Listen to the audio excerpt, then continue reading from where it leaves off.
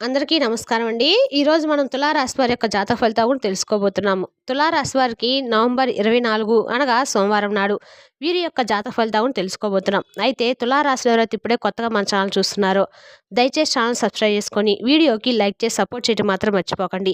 మరి వీడియోని ఎక్కడ కూడా స్కిప్ చేయకుండా చివరి వరకు చూసినట్లయితే మీకైతే పూర్తిగా అర్థమవుతుంది. రేపటి రోజున మీ యొక్క రాశి ఫలితాల ప్రకారం మీకు ఏ విధంగా ఉండబోతుందో తప్పకుండా తెలుసుకుందాము. మరి అంతకన్నా ముందుగా ప్రతి ఒక్కరికి కూడా ఏదో సమస్య ఉంటుందండి. సమస్యలు ఎవరంటే ఉండరు కదా.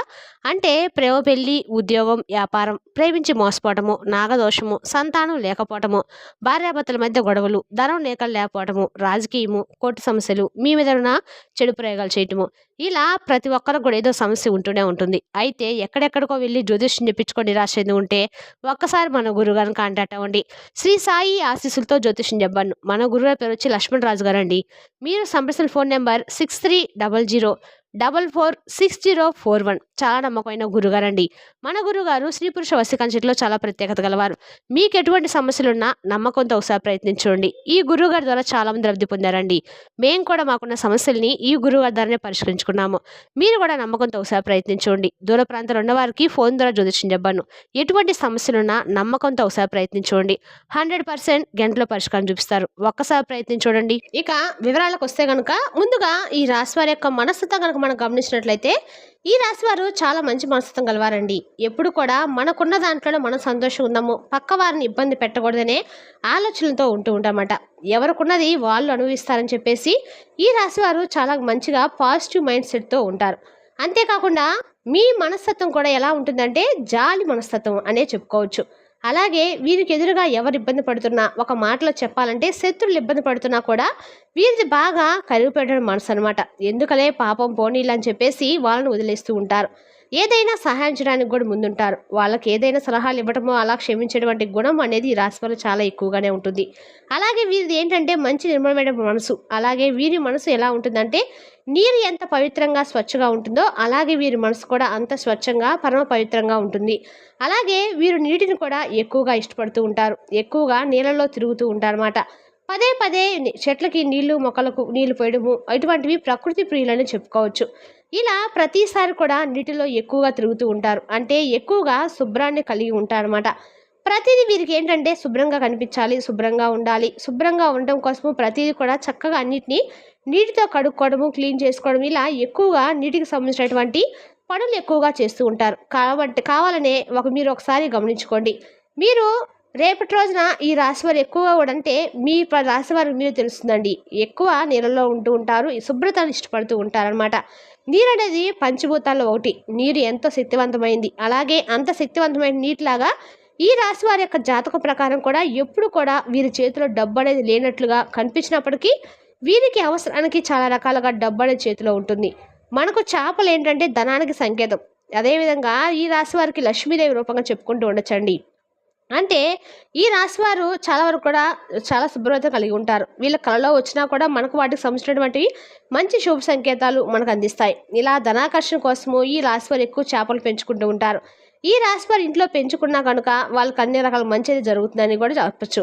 ఇక మనకు ధనపరంగా కూడా చాలా రకాలుగా అద్భుతంగా ఉండబోదని చెప్పుకోవాలి. అలాగే వీరేంటంటే వీరి జాతకంలో వీరి చేతిలో ఎల్లప్పుడూ కూడా డబ్బు అనేది ఉంటూనే ఉంటుంది. వీరిలో కొంతమంది కోటీశ్వరులు ఉండవచ్చు, కొంతమంది లేని వారు కూడా ఉండవచ్చు. కానీ వీరి దగ్గర మాత్రం ధనం అనేది మాత్రం ఎప్పుడు కూడా ఎంతో కొంత ఉంటూనే ఉంటుంది. అంటే వీరు ప్రత్యేకంగా సేవింగ్స్ అంటే పొదుపు చేసుకోలేకపోయినా కూడా వీరి అవసరాలు మాత్రము ఎప్పటికప్పుడు చాలా తేలిగ్గా తీరిపోతూ ఉంటాయి. అది ఈ రాశి వారికి ఉన్నటువంటి అదృష్టం అని చెప్పుకోవాలి. ఇప్పుడు ఎవరైనా ధనం సంపాదించుకునేది ఎందుకండి?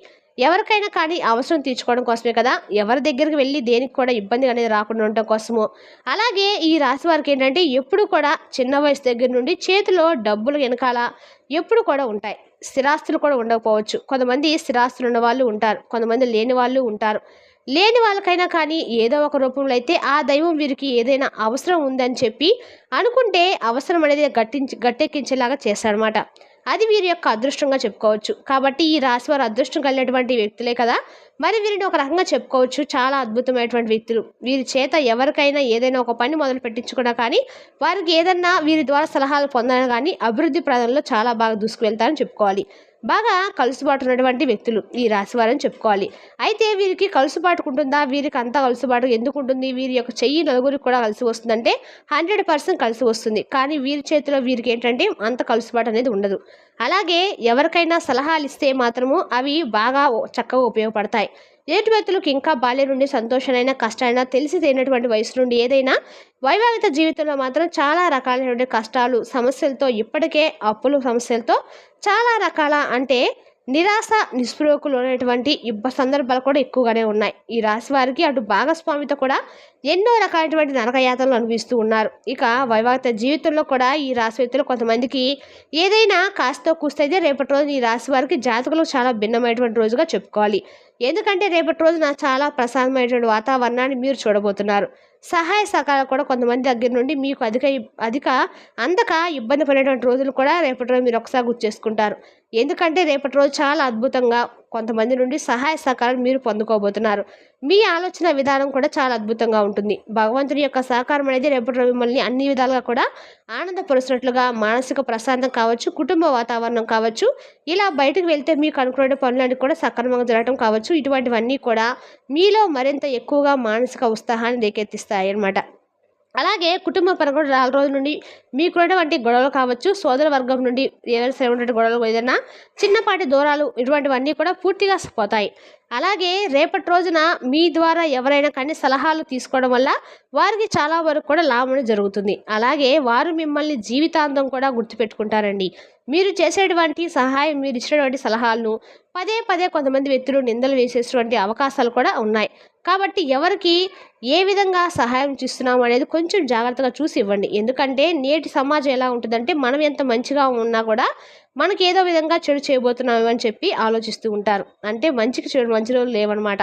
అలా కాబట్టి మనకు మంచి మనసుతో ఎవరికైనా కానీ ఒక సలహా ఇవ్వాలనుకున్నా కానీ ఎటువంటి వ్యక్తులకి ఇస్తున్నాము, ఆ వ్యక్తులు నిజంగా మంచివారా లేదంటే మనల్ని గుర్తుపెట్టుకునేటువంటి వ్యక్తులా కాదనేది ఒకసారి గుర్తు చేసుకొని తర్వాత ఏదైనా ఒక సలహా ఇవ్వటము, లేదంటే వారికి ఏదైనా మంచిగా ఇలా చేస్తే బాగుంటుందని చెప్పేసి వారికి చెప్పడము, ఇటువంటివి చేయండి. ఇక అలాగే రేపటి రోజున మిమ్మల్ని గతంలో ఎవరైతే అవమానానికి గురి చేశారో, ఎవరైతే అదక్కువ మిమ్మల్ని అంచనా వేశారో అటువంటి వారి యొక్క అంచనాలను కూడా రేపటి రోజు మీరు చెత్త చేయబోతున్నారు.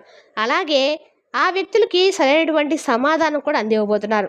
ఆ వ్యక్తులు మిమ్మల్ని అలాగే మీ యొక్క పనితీరుని అలాగే మీకు వచ్చినటువంటి అంటే మీకు దక్కినటువంటి గౌరవాన్ని ఇవన్నీ కూడా చూసి దృష్టిలో పెట్టుకొని గతంలో మిమ్మల్ని ఏమైనా అవమానపరిచింది, మిమ్మల్ని తక్కువగా అంచనా వేసింది అనుకు చెప్పి వారికి వారే రియలైజ్ అయిపోయి మీ కాలమే పడేటువంటి అవకాశాలు కూడా ఉన్నాయి.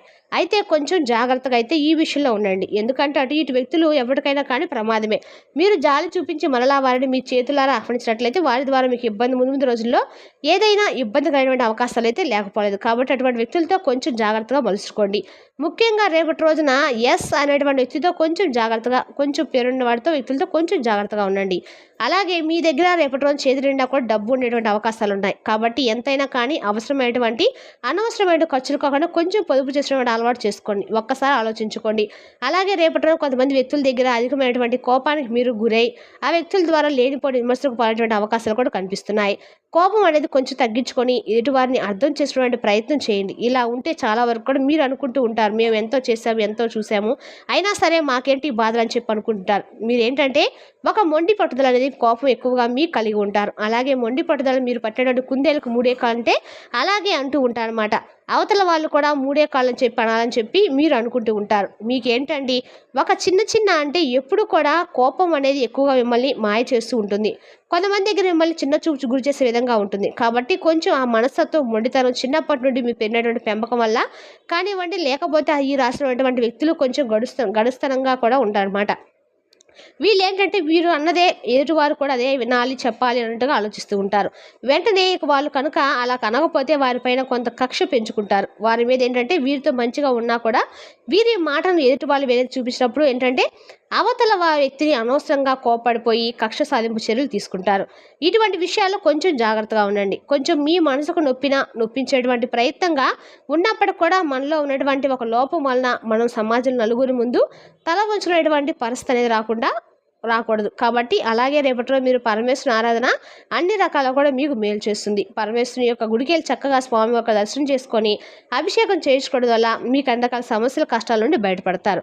ఉదయాన్నే చక్కగా స్నానం ఆచరించి ఇంట్లో దీపం పెట్టుకొని తులసి దగ్గర దీపం వెలిగించి 11 ప్రదక్షిణలు చేసుకోవడము, అలాగే ఓం తులసిదేవి నమః అనేటువంటి నామాన్ని పఠించినట్లయితే రేపటి రోజున మీరు బయటకు వెళ్ళిన పనులన్నీ కూడా సమగ్రవంతంగా నెరవేరుతాయి. మరి తెలిసినాక అండి ఈ రాశి వారి యొక్క జాతక ఫలితాలను తిరిగి రేపటి వీడియోలో మళ్ళీ కలుసుకుందాం. Thank you for watching.